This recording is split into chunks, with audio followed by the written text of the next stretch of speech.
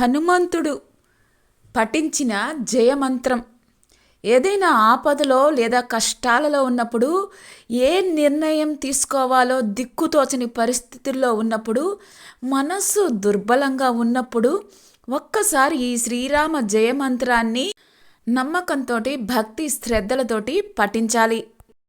స్వామికి ఒక కొబ్బరికాయ పంచదారను నివేదించాలి.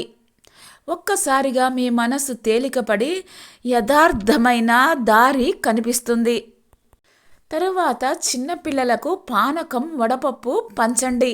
ఇక్ష్వాకు వంశాన్ని, రామయ్యను, లక్ష్మణుడిని, సుగ్రీవుడిని కీర్తిస్తూ సీతమ్మకి నమ్మకాన్ని కలిగించి లంకా దహనం చేసినప్పుడు ఆనందంగా తన స్వామి వైభవాన్ని కొనియాడుతూ పని పూర్తి చేసుకొచ్చిన అద్భుత మంత్రం ఇది.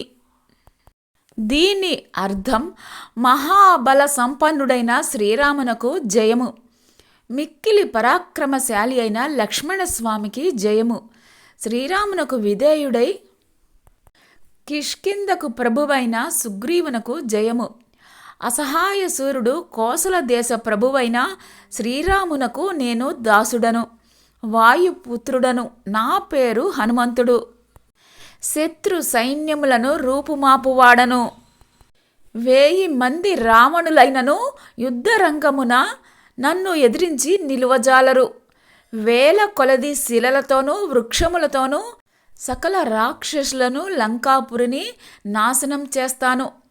రాక్షసులందరూ ఏమీయూ చేయలేక చూస్తూ ఉందురుగాక. నేను వచ్చిన పనిని ముగించుకొని సీతాదేవికి నమస్కరించి వెళుతాను. ఇది పఠించిన వారికి జయం తథ్యం. ఓం శ్రీ రామాయ నమః.